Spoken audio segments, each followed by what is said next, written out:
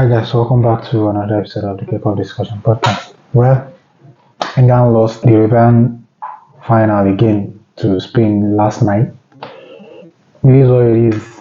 I think Spain deserve to be champions because they are the most entertaining team in this competition and they are the best team in this competition. It's quite obvious in how they play and how they set up themselves and their game plan and strategies. So they were too good for England last night, and it's quite evident in the game because they dominated England from start to finish. So it was a good game from my perspective because I've said it before. Spain are my favorite from the very first game. They have been playing the best football in this tournament, and I'm not surprised that they won the trophy. I said in my last video that I will only be surprised if England come out victorious in this encounter. However, Spain do what they know how to do best, and they eventually they walked away victorious on this occasion. There are different things that happened in that game that resulted into Spain winning the trophy, and we will look into that in a moment. In this game, Spain set up differently than how they used to set up. They set up in a 4-2-3-1 shape, and England, however, they maintain their formation, which is they set up in a 3-4-2-1 shape, which for me is a replica of 3-4-3 shape. So 3-4-3 formation. So it is quite obvious. And in the first half, England were fortunate and they go man for man. Whenever Spain attacks England, they go man for man, and you see Lamine Yamal, Luke Shaw did well to close him down anytime he has the ball. And as well, Nico Williams on the other side, Kai Walker also did his part to keep him silent in the first half as well. So Rodri is the man that dictates the game for England and is just an integral part of their tactics. Is an integral part of their tactics, and he dictates the tempo of the game for Spain, and that has been so successful for Spain. However, what made the difference for them in this game was Phil Foden was the man that was assigned to go man for man and follow Phil Foden wherever he goes. So that limits the threat from Spain, and they couldn't create a clear-cut chances in the first half. However, England, on the other hand, they were nowhere near Spain's standard. They were nowhere near their standard, and it's quite obvious because of the way they play. It's quite obvious because even Spain were so effective on and off the ball. We all know that they play the best football, and they make sure that England didn't play. They didn't allow them to play at all.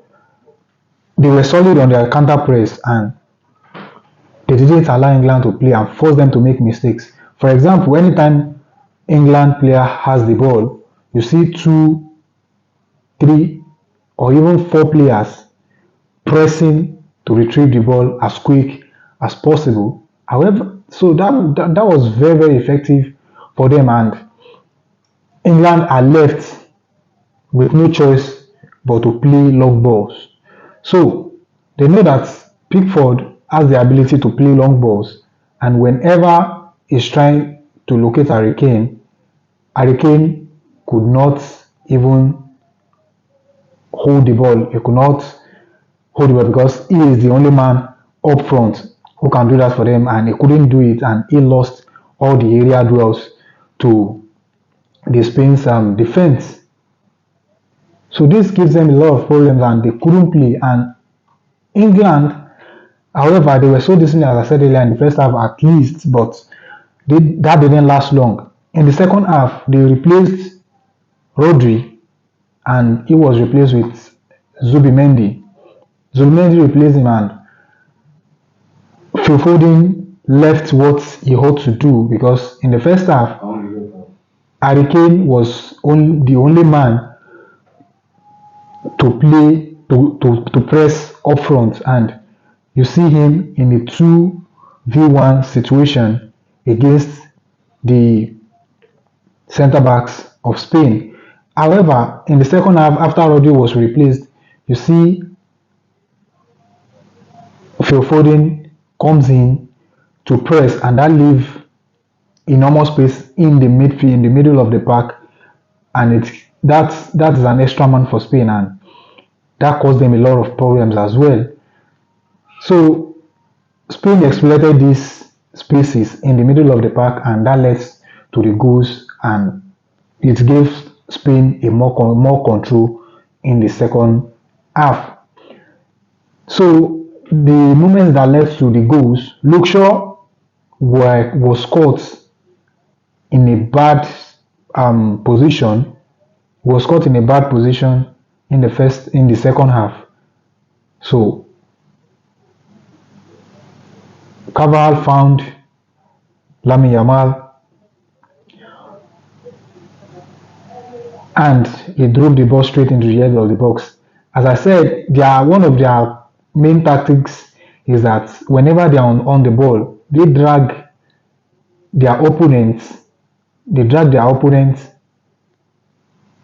out of position, and that is quite evident because during that time, Kai Walker didn't know who to mark between Nico Williams and Fabian Ruiz, and Fabian Ruiz actually dragged Kai Walker out of position, and that leaves Lamine Yamal with the option to pass the ball out wide to Nico Williams, who actually gave Spain the opening goal of the game. However, in the second goal, as I said, the middle of the cover was empty, and Spain exploited this space, and that led to the second goal as well. So Spain actually teach England how to play the game, how to play the beautiful game, and it is quite enormous because they dominated England from start to finish.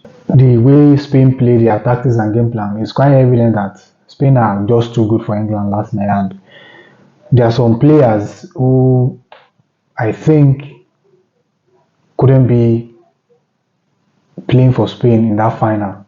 For me personally, I think Harry Kane has not been in his best shape in this tournament so far, and for me, he is just a liability to Spain because there are some good runs that he should be making behind Spain's defensive line, and by him dropping deep, he has actually shortened his team and he has limited them to attack. So if England are good enough, and I think if Southgate know what's good for him, I think he should have started Ole Watkins ahead of Harry Kane.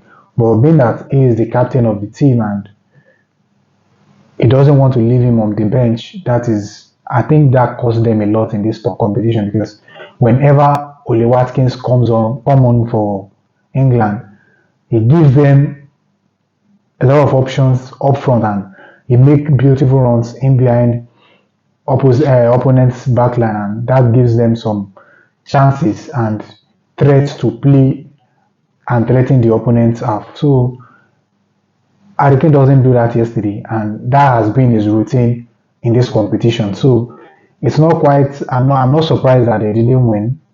I'm not surprised that they didn't win, and they are just in the final based on individual brilliance from the talents they have at their disposal. So I think if England are to win that tournament, maybe, just maybe, if their manager changed his strategy, I think they may have worked out victorious. And in the second half of that game, they played well in the first half, and it's quite obvious. They played so well in the first half and they defended well. But in the second half, they lost their discipline, and that led to 2 goals for Spain. So it is what it is. Their individual brilliance, as I said earlier, like Cole Palmer, it was a standard performer for them yesterday. He came on, and after 2 minutes, he got an equalizing goal for them.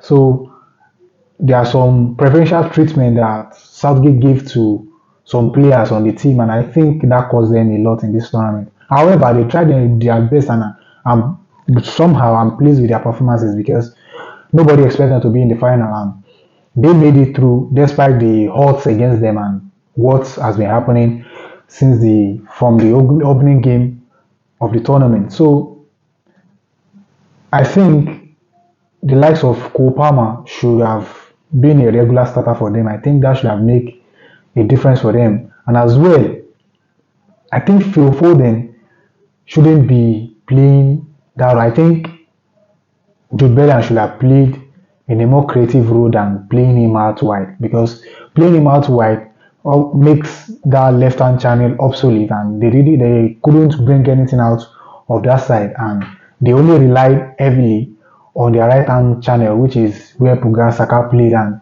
I think they got their goals from open play from that side. I think if Southgate can read in between the lines, he should have known that he should play a more natural winger on the left-hand channel, and Anthony Gordon could have been the perfect player to do it for England in that regard. But I don't know. He loved to start Phil Foden and Joe Bellingham together. And I think with Jude and Phil Foden, they give the team the same quality, and one of them should have sit on the bench and the other party should have come on to change the game for England whenever he is needed. So the manager, I think he has a fault. That is what I think. But as well, I will commend him because he has done well for England so far. He has done well for them. This is the second European final he's taking them to, and he should be commended for what he has done. However, that doesn't mean he has given them the best. He has given them the best, but that is what I think, and that is my own opinion. So let me know what you think in the comment section. I'm curious to know, do you think Southgate is the best for England? Or do you think what he did in this tournament with the talents he has at his disposal, that is how he should have done it? Let me know what you think in the comment section. I will see you in another episode, and bye for now.